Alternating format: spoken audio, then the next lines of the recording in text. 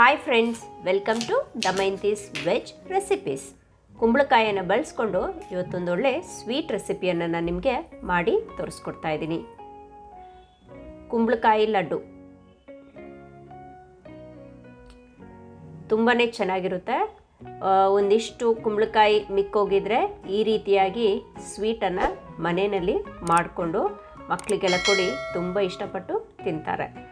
ಹಾಗಾದರೆ ಈ ಸಕ್ಕತ್ತಾಗಿ ಟೇಸ್ಟಿಯಾಗಿರ್ತಕ್ಕಂತಹ ಲಾಡು ರೆಸಿಪಿಯನ್ನು ಹೇಗೆ ಮಾಡೋದು, ಏನೇನು ಇಂಗ್ರೀಡಿಯೆಂಟ್ಸನ್ನು ಹಾಕ್ಕೊಂಡು ಕ್ವಿಕ್ಕಾಗಿ ಮಾಡೋದು ಅಂತ ನೋಡ್ಕೊಬರೋಣ ಬನ್ನಿ.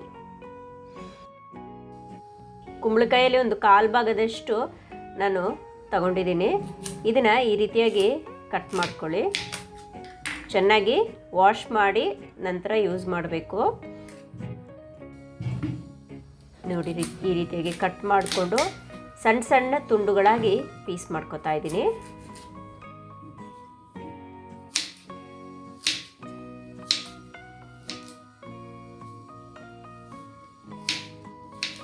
ಇಲ್ಲಿ ಎಲ್ಲಾನು ಹಾಕೋತಾ ಇದ್ದೀನಿ, ಏನೂ ವೇಸ್ಟ್ ಮಾಡ್ಕೋತಾ ಇಲ್ಲ. ನೋಡಿ, ಈ ರೀತಿಯಾಗಿ ಚಿಕ್ಕ ಚಿಕ್ಕ ತುಂಡುಗಳಾಗಿ ಮಾಡ್ಕೊಳ್ಳಿ. ನೋಡಿ, ಬೀಜನೂ ಅದ್ರ ಮೇಲ್ಭಾಗ ಇರತಕ್ಕಂತಹ ಲೇಯರ್ ಇದಲ್ವ ಅದನ್ನೂ ಹಾಕ್ಕೊಂಡು ಇದರಲ್ಲಿ ಕಾಲು ಭಾಗದಲ್ಲಿ ಒಂದಿಷ್ಟು ಭಾಗನ ಬಿಟ್ಟಿದ್ದೀನಿ. ನೋಡಿ, ಇಷ್ಟು ಭಾಗ ಬಿಟ್ಟಿದ್ದೀನಿ. ಒಂದು ಬೌಲಷ್ಟು ಆಗುವಷ್ಟು ನಾನು ಸಣ್ಣ ಸಣ್ಣ ತುಂಡು ಮಾಡಿ ಇಟ್ಕೊಂಡಿದ್ದೀನಿ.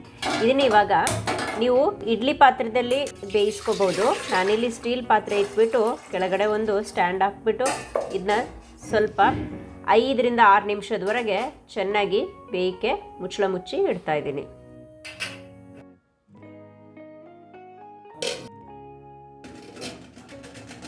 ಒಂದು 5ರಿಂದ 6 ನಿಮಿಷ ಆದಮೇಲೆ ನೋಡಿ ಬಣ್ಣ ಚೇಂಜ್ ಆಗುತ್ತೆ. ಕುಂಬಳಕಾಯಿದು ಬೆಂದ ಮೇಲೆ ಮೇಲ್ಭಾಗ ನೋಡಿ ಸಾಫ್ಟಾಗಿರುತ್ತೆ. ಈ ರೀತಿಯಾಗಿ ಚುಚ್ಚು ನೋಡಿದ್ರೆ ಕುಂಬಳಕಾಯಿ ಬೆಂದಿರುತ್ತೆ.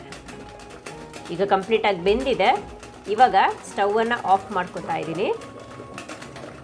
ಸ್ಟವ್ ಆಫ್ ಮಾಡ್ಕೊಂಡ್ಮೇಲೆ ಈ ಕುಂಬಳಕಾಯಿಯನ್ನು ತೆಗೆದು ತಣ್ಣಗಾಗಕ್ಕೆ ಇಡಬೇಕು. ಬಿಸಿ ಹೋದ್ಮೇಲೆ ಇವಾಗ ನಾನು ಮಿಕ್ಸಿ ಜಾರ್ಗೆ ಇವನ್ನೆಲ್ಲ ಹಾಕೋತಾ ಇದ್ದೀನಿ. ಬೆಂದಿರುವ ಕುಂಬಳಕಾಯಿ ಪೀಸನ್ನು ಹಾಕ್ಕೊಂಡು ಅದ್ರದ್ದು ರಸ ಇದ್ದರೂ ಅದನ್ನು ಸ್ವಲ್ಪ ಹಾಕೋತಾ ಇದ್ದೀನಿ. ಎಲ್ಲೂ ನೀರು ಹಾಕ್ಕೊಂಡು ಬೇಯಿಸ್ತಾ ಇಲ್ಲ. 1/4 ಕಪ್ಪು ತೆಂಗಿನಕಾಯಿ ಇವನ್ನ ಹಾಕ್ಕೊಂಡು ಮುಚ್ಚಳ ಮುಚ್ಚಿಬಿಟ್ಟು ಸಣ್ಣಕ್ಕೆ ರುಬ್ಕೊಂಡು ತಗೊಂಡು ಬಂದಿದ್ದೀನಿ. ಎಲ್ಲೂ ನೀರು ಹಾಕೊಳ್ಳೋಕ್ಕೆ ಹೋಗಬಾರ್ದು. ಹಾಗೆಯೇ ಬೆಂದಿರೋದ್ರಿಂದ ಅದು ರುಬ್ಬತ್ತಿಗೆ ಫೈನಾಗಿ ಪೇಸ್ಟ್ ಆಗುತ್ತೆ. ಈ ಪೇಸ್ಟನ್ನು ಒಂದು ಪಾತ್ರೆಯಲ್ಲಿ ಹಾಕಿ ರೆಡಿ ಮಾಡಿ ಇಟ್ಕೊಳ್ಳೋಣ. ಈ ಸ್ವೀಟ್ ರೆಸಿಪಿ ಮಾಡೋಕ್ಕೆ ಮೊದಲು ಈ ರೀತಿಯಾಗಿ ಕುಂಬಳಕಾಯಿಯನ್ನು ಬೇಯಿಸಿ ಪೇಸ್ಟ್ ಮಾಡಿ ಇಟ್ಕೋಬೇಕು.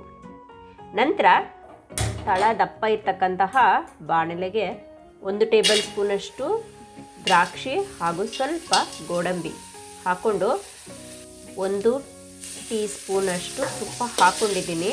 ಇದನ್ನು ಒಂದು ಸ್ವಲ್ಪ ಕಡಿಮೆ ಉರಿಯಲ್ಲಿಟ್ಕೊಂಡು ಬಿಸಿ ಮಾಡ್ಕೋಬೇಕು.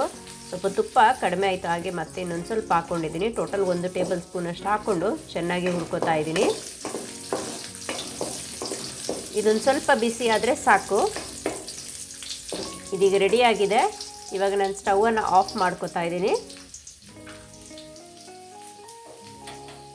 ಸ್ಟವನ್ನು ಆಫ್ ಮಾಡ್ಕೊಂಡು ಬಿಸಿಯಲ್ಲೇ ಗೋಡಂಬಿ ದ್ರಾಕ್ಷಿ ಬಿಸಿ ಆಗ್ತಾ ಬರುತ್ತೆ. ಇವಾಗ ಇದನ್ನು ಒಂದು ಪ್ಲೇಟಿಗೆ ತೆಗೆದಿಡ್ತಾ ಇದ್ದೀನಿ. ಈಗ ಅದೇ ಬಾಣಲೆಗೆ ಸ್ವಲ್ಪ ತುಪ್ಪನ ಹಾಕ್ಕೊಂಡು 1 ಟೇಬಲ್ ಸ್ಪೂನಷ್ಟು ತುಪ್ಪನ ಮತ್ತೆ ಹಾಕ್ಕೊಂಡು 1 ಕಪ್ಪಷ್ಟು ರವೆ, ಮೀಡಿಯಮ್ ರವೆಯನ್ನು ಹುರ್ಕೋತಾ ಇದ್ದೀನಿ. ಇಲ್ಲಿ ರವೆಯನ್ನು ಒಂದು ಮೀಡಿಯಮ್ ಫ್ಲೇಮಲ್ಲಿ ಇಟ್ಕೊಂಡು ಹುರಿಬೇಕು. ಇದು ಒಂದು 5ರಿಂದ 6 ನಿಮಿಷದವರೆಗೆ ಟೈಮ್ ತಗೊಳುತ್ತೆ. ಹುರಿತಾ ತುಪ್ಪ ಎಲ್ಲ ರವೆಗೆ ಹೀರ್ಕೊಂಡು ನಂತರ ಇದು ಕಂಪ್ಲೀಟಾಗಿ ಮರಳಾಗಿ ಬರಬೇಕು. ನೋಡಿ, ಇಲ್ಲಿ ಸೌಟಲ್ಲಿ ಹೀಗೆ ತಿರುಗಿಸ್ತಾ ಇದ್ದರೆ ರವೆ ಫುಲ್ ಡ್ರೈ ಆಗಿರಬೇಕು. ಈ ರೀತಿಯಾಗಿ ಟೆಕ್ಸ್ಚರ್ ಇರಬೇಕು. ಆವಾಗ ಪರ್ಫೆಕ್ಟಾಗಿ ಇರುತ್ತೆ. ನೋಡಿ, ಇಲ್ಲಿ ತಿರುಗಿಸತ್ತಿಗೆ ನೋಡ್ಕೊಳ್ಳಿ. ಕಂಪ್ಲೀಟಾಗಿ ಸ್ಟವ್ ಆಫ್ ಮಾಡಿಬಿಟ್ಟು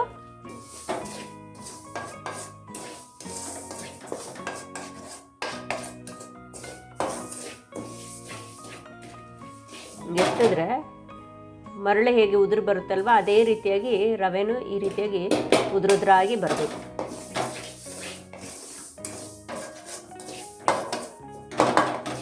ಈಗ ಆಲ್ಮೋಸ್ಟ್ ಹುರಿದಾಗಿದೆ. ಇದನ್ನ ಇವಾಗ ಒಂದು ತಟ್ಟೆಗೆ ಹಾಕಿ ಇಡ್ತಾ ಇದ್ದೀನಿ.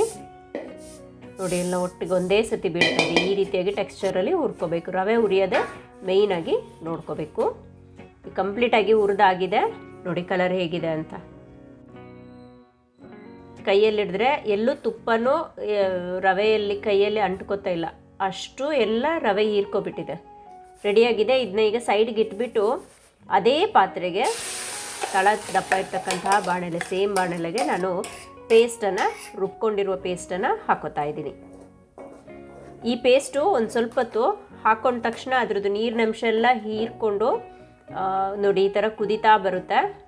ಒಂದು ಮೀಡಿಯಮ್ ಫ್ಲೇಮಲ್ಲಿ ಇಟ್ಕೊಂಡು ಇದನ್ನ ಕಲಿಸ್ಕೊತಾ ಬನ್ನಿ. ಮಧ್ಯೆ ಮಧ್ಯೆ ಒಂದೊಂದು ಸತಿ ಕಲಿಸ್ಕೊಂಡ್ರೆ ಸಾಕು. ನಂತರ 1 ಕಪ್ಪಷ್ಟು ಬೆಲ್ಲದ ಪುಡಿ ಹಾಕ್ಕೊತಾ ಇದ್ದೀನಿ.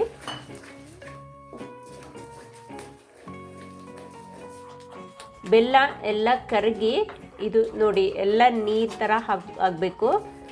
ಆಮೇಲೆ ಏನಾಗುತ್ತೆ, ಈ ಟೆಕ್ಸ್ಚರು ಫುಲ್ ಕರಗಿ ತೆಳುವು ಆಗುತ್ತೆ. ತೆಳುವು ಆದಮೇಲೆ ಅದೇ ಗಟ್ಟಿಯಾಗ್ತಾ ಬರುತ್ತೆ. ಅಲ್ಲಿವರೆಗೆ ನೀವು ಇದು ಕದಡ್ತಾ ಬರಬೇಕು. ಇದು ಒಂದು ಸ್ವಲ್ಪ ಸಮಯ ತಗೊಳ್ಳುತ್ತೆ. ಈ ಸ್ವೀಟ್ ಮಾಡಬೇಕಾದ್ರೆ ಸ್ವಲ್ಪ ಟೈಮ್ ಹಿಡಿಯುತ್ತೆ. ಇದೊಂದು 5ರಿಂದ 6 ನಿಮಿಷ ತಗೊಳ್ಳುತ್ತೆ ಕರೆಕ್ಟಾಗಿ ಪಾಕ ಗಟ್ಟಿಯಾಗೋಕ್ಕೆ. ನೋಡಿ ಇದು ಕುದೀತಾ ಕುದೀತಾ ಕುದೀತಾ ಗಟ್ಟಿಯಾಗ್ತಾ ಬರಬೇಕು. ಮಧ್ಯದಲ್ಲಿ ಆವಾಗವಾಗ ಕಲಿಸ್ತಾ ಬನ್ನಿ.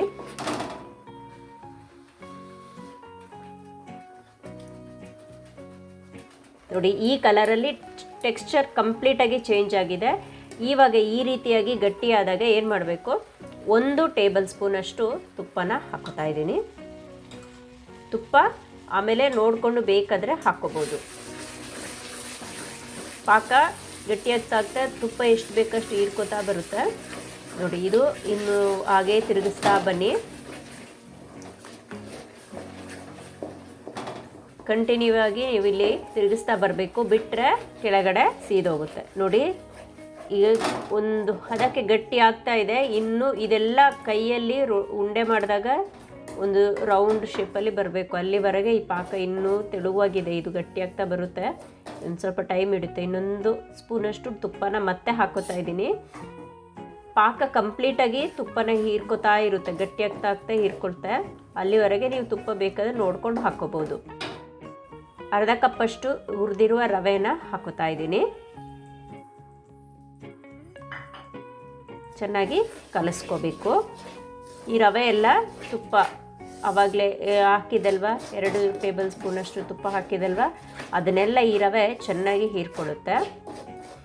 ಹೀರ್ಕೊಂಡಾದಮೇಲೆ ಇದು ಕಂಟಿನ್ಯೂಸ್ ಆಗಿ ನೀವು ಸ್ಟಿರ್ ಮಾಡ್ತಾ ಬರಬೇಕು. ಪಾಕ ಗಟ್ಟಿ ಆಗ್ತಾ ಏನಾಗುತ್ತೆ, ತುಪ್ಪ ಅಂಶ ಎಲ್ಲ ಬಿಡ್ತಾ ಬರುತ್ತೆ. ಅಲ್ಲಿವರೆಗೆ ಇದು ಕಾಯಬೇಕು.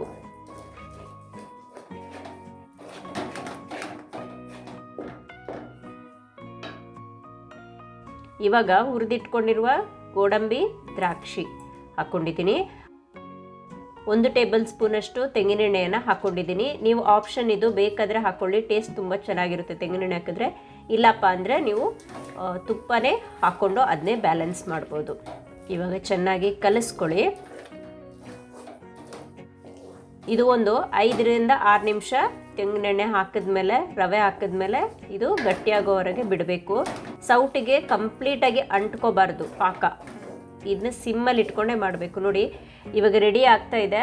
ಪಾಕ ಅಂದರೆ ಪಾಕದಿಂದ ಎಲ್ಲ ತುಪ್ಪ ಅಂಶ ಈಚೆ ಬರ್ತಾ ಇದೆ.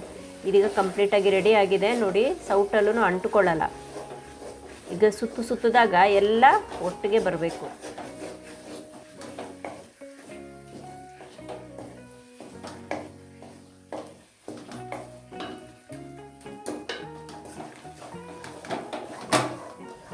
ಓಕೆ, ನೋಡಿ ಇಲ್ಲಿ ನನಗೆ ಹಿಡಿದು ಉಂಡೆ ಕಟ್ತೀನಿ. ಬಿಸಿ ಇದೆ ನೋಡಿ, ಎಲ್ಲೂ ಕೈಗೆ ಅಂಟ್ತಾ ಇಲ್ಲ, ಪರ್ಫೆಕ್ಟ್ ಆಗಿದೆ. ಈಗ ಒಂದು ಹದಕ್ಕೆ ಬಂದಿದೆ, ಪಾಕ ಎಲ್ಲ ಕರೆಕ್ಟಾಗಿದೆ. ನೋಡಿ ಸೈಡಲ್ಲೆಲ್ಲ ತುಪ್ಪ ಅಂಶ ಈಚೆ ಬರ್ತಾ ಇದೆ, ಅಂದರೆ ನೀವು ಹಿಟ್ಟು ರೆಡಿಯಾಗಿದೆ. ಇವಾಗ ಲಡ್ಡು ಮಾಡೋಕ್ಕೆ ಈ ಪಾಕ ಪರ್ಫೆಕ್ಟ್ ಆಗಿದೆ.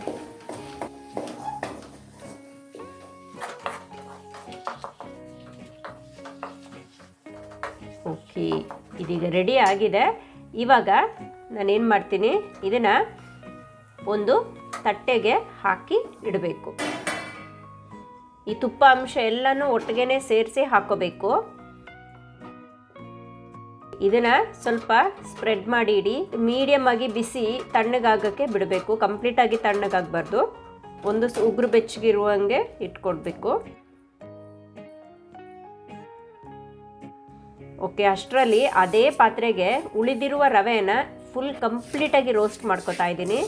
ಆವಾಗಲೇ ಒಂದು ಸ್ವಲ್ಪ ರೋಸ್ಟ್ ಅಂದರೆ ಮರಳಾಗಿರುವಂಗಿದ್ರೆ ಸಾಕು ಅಂತ ಹೇಳಿದೆ. ಇವಾಗ ಈ ರವೆನ ನಾನು ಏನು ಮಾಡ್ತಾಯಿದ್ದೀನಿ, ಕಂಪ್ಲೀಟ್ ರೋಸ್ಟ್ ಅಂದರೆ ಒಂಥರ ಕಲರ್ ಚೇಂಜ್ ಆಗುತ್ತೆ, ಬಣ್ಣ ಚೇಂಜ್ ಆಗುತ್ತೆ. ಕೈಯಲ್ಲಿ ಹಿಡಿದ್ರೆ ಎಲ್ಲ ಉಡುಡೆ ಆ ಥರ ರೋಸ್ಟ್ ಮಾಡ್ಕೋಬೇಕು. ಇದೀಗ ರೋಸ್ಟ್ ಆಗಿದೆ. ರೋಸ್ಟ್ ಆದ ನಂತರ ನಾನು ಇದೀಗ ತಟ್ಟೆಗೆ ಹಾಕೋತಾ ಇದ್ದೀನಿ. ಸೌಂಡ್ ಬರುತ್ತೆ, ಕಂಪ್ಲೀಟಾಗಿ ಕರಕರ ಅಂತ ಸೌಂಡ್ ಇರುತ್ತೆ ರವೆದು. ಇದೀಗ ರೆಡಿ ಆಗಿದೆ. ಈ ರವೆನ ಇಲ್ಲಿ ಸೈಡಲ್ಲಿ ಇಟ್ಕೋತೀನಿ. ಹಾಗೆಯೇ ಇದೀಗ ಪಾಕ ತಣ್ಣಗಾಗಕ್ಕಿಟ್ಟಿದ್ದೆಲ್ಲ ಅದು ರೆಡಿಯಾಗಿದೆ.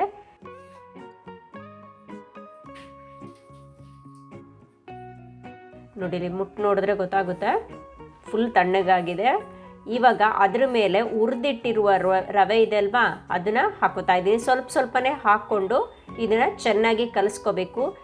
ಹಾಗೆ ಕೊಬ್ಬರಿ ತುರಿ ಸ್ವಲ್ಪ ಹುರ್ಕೊಂಡಿರೋದನ್ನ ಹಾಕ್ಕೊಂಡಿದ್ದೀನಿ. ಅದು ಆಪ್ಷನ್, ನೀವು ಬೇಕಾದರೆ ಹಾಕೋಬೋದು, ಟೇಸ್ಟ್ ಚೆನ್ನಾಗಿರುತ್ತೆ.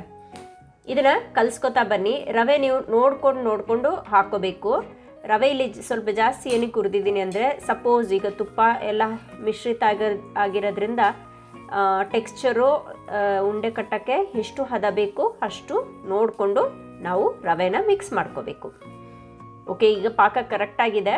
ನಾನು ಇವಾಗ ಏನು ಮಾಡ್ತಾಯಿದ್ದೀನಿ, ಸಣ್ಣ ಸಣ್ಣ ಉಂಡೆಗಳು ಯಾವ ಶೇಪ್ ಬೇಕು ಆ ಶೇಪಲ್ಲಿ ಮಾಡ್ಕೋಬೋದು. ನೋಡಿ, ಈ ತುಪ್ಪ ಕೈಯಲ್ಲಿ ಇಷ್ಟೊಂದು ತುಪ್ಪ ಇದೆ ಅಂತ ಅಂದ್ಕೋತಿರಲ್ವಾ, ಆದರೆ ಇದು ಪರ್ಫೆಕ್ಟ್ ಆಗುತ್ತೆ. ನೀವು ಉಂಡೆ ಎಲ್ಲ ಕಟ್ಟಿ ಇದನ್ನು ಇಟ್ಟು ನೆಕ್ಸ್ಟ್ ಡೇ ನೋಡಿದ್ರೆ ಕಂಪ್ಲೀಟಾಗಿ ತುಪ್ಪದ ಅಂಶ ಆ ಉಂಡೆಯಲ್ಲಿ ಇರೋದಿಲ್ಲ, ಅಷ್ಟು ಎಲ್ಲ ಹೀರ್ಕೊಂಡಿರುತ್ತೆ. ಲಡ್ಡು ಒಳಗಡೆ ನೀವು ಉಂಡೆ ಮಾಡಿರ್ತೀರಲ್ವ, ಲಾಡು ಒಳಗಡೆ ತುಪ್ಪಾಂಶ ಹೀರ್ಕೊಂಡು ಕಂಪ್ಲೀಟಾಗಿ ಎಲ್ಲ ಎಳ್ಕೊಬಿಟ್ಟಿರುತ್ತೆ ರವೆ. ಈಗ ಎಲ್ಲ ರೆಡಿಯಾಗಿದೆ. ಪಂಪ್ಕಿನ್ ಲಾಡು, ಕುಂಬಳಕಾಯಿ ಲಾಡು ರೆಡಿಯಾಗಿದೆ. ತುಂಬಾ ಸಿಂಪಲ್ ಹಾಗೂ ಅಷ್ಟೇ ಟೇಸ್ಟಿ. ಮಕ್ಕಳಿಗೆ ಮಾಡಿಕೊಟ್ರೆ ತುಂಬ ಇಷ್ಟಪಟ್ಟು ತಿಂತಾರೆ. ಖಂಡಿತವಾಗ್ಲೂ ನೀವು ಈ ಲಡ್ಡುನ ಟ್ರೈ ಮಾಡಲೇಬೇಕು, ಅಷ್ಟು ಟೇಸ್ಟಿಯಾಗಿರುತ್ತೆ. ಈ ನಾನು ತೋರಿಸ್ಕೊಟ್ಟಿರೋ ಮೆಥಡಲ್ಲಿ ಟ್ರೈ ಮಾಡಿ, ತುಂಬ ಚೆನ್ನಾಗಿ ಬರುತ್ತೆ. ಮನೆಯಲ್ಲಿ ಕುಂಬಳಕಾಯಿ ಕಟ್ ಮಾಡಿ, ದೊಡ್ಡ ಕುಂಬಳಕಾಯಿ ಎಲ್ಲಾದರೂ ಕಟ್ ಮಾಡಿ ಈ ಥರ ಮಿಕ್ಕೋಗಿದ್ರೆ ಈ ರೀತಿಯಾಗಿ ಸ್ವೀಟನ್ನು ಮಾಡ್ಕೊಂಡು ತಿನ್ನಿ. ಹಬ್ಬ ಹರಿದಿನಗಳಲ್ಲೂ ನೀವು ಇದನ್ನ ಮಾಡ್ಕೋಬೋದು, ಅಷ್ಟು ಚೆನ್ನಾಗಿರುತ್ತೆ. ಹಾಗೆಯೇ ಈ ಕುಂಬಳಕಾಯಿ ಲಡ್ಡು ಇದಲ್ವಾ, ಇದನ್ನು ಇನ್ನೊಂದು ಮೆಥಡಲ್ಲಿ ತಿನ್ಬೋದು. ಸಕ್ಕರೆ ಪುಡಿಗೆ ಈ ರೀತಿಯಾಗಿ ಮಿಕ್ಸ್ ಮಾಡಿಬಿಟ್ಟು ಅದನ್ನು ಒಂದು ಸ್ವಲ್ಪ ಹೊತ್ತಿಟ್ಟರೆ ಎಲ್ಲ ಹೀರ್ಕೊಳ್ಳುತ್ತೆ. ಹೀರ್ಕೊಂಡ ನಂತರ ಅದು ತಿಂತಾ ಇದ್ದರೆ ತುಂಬ ಚೆನ್ನಾಗಿರುತ್ತೆ. ಈ ಥರನೂ ಟ್ರೈ ಮಾಡಿ. ವಿತೌಟ್ ಸಕ್ಕರೆ ಇಷ್ಟ ಇಲ್ದಿರೋರು ಬೆಲ್ಲ ಪಾಕದಲ್ಲಿ ಮಾಡಿರೋ ಲಡ್ಡು ಇದೆ ಅಲ್ವಾ, ಅದನ್ನು ತಿನ್ನಿ, ತುಂಬ ಚೆನ್ನಾಗಿರುತ್ತೆ. ಎರಡನ್ನೂ ಟ್ರೈ ಮಾಡಿ. ಈ ಒಂದು ಉಂಡೆನ ಮಕ್ಕಳಿಗೆ ಕೊಟ್ಬಿಡಿ, ತುಂಬಾ ಹೆಲ್ದಿಯಾಗಿರ್ತಕ್ಕಂತಹ ಪಂಪ್ಕಿನ್ ಲಾಡು. ಓಕೆ ಫ್ರೆಂಡ್ಸ್, ನೋಡ್ಕೊಂಡ್ರಲ್ಲ ಈ ಪಂಪ್ಕಿನ್ ಲಾಡು ಹೇಗೆ ಮಾಡೋದು ಅಂತ. ನೀವು ಖಂಡಿತವಾಗ್ಲೂ ಟ್ರೈ ಮಾಡಿ. ಹಾಗೆ ಹೇಗಿತ್ತು ಈ ರೆಸಿಪಿ ಅಂತ ನನಗೆ ಕಮೆಂಟ್ ಮೂಲಕ ತಿಳಿಸಿ.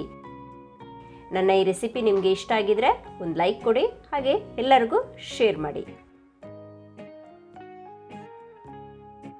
ಮತ್ತಷ್ಟು ಈ ರೀತಿಯಾದ ಡಿಫ್ರೆಂಟ್ ಆಗಿರ್ತಕ್ಕಂತಹ ರೆಸಿಪೀಸ್ಗೆ ದಮಯಂತೀಸ್ ವೆಜ್ ರೆಸಿಪೀಸ್ ಚಾನಲ್ನ ಸಬ್ಸ್ಕ್ರೈಬ್ ಮಾಡಿ. ಮತ್ತೊಂದು ಹೊಸ ವಿಡಿಯೋದೊಂದಿಗೆ ಮತ್ತೆ ಸಿಗ್ತೀನಿ. ವಿಡಿಯೋ ನೋಡಿದ್ದಕ್ಕೆ ಧನ್ಯವಾದ.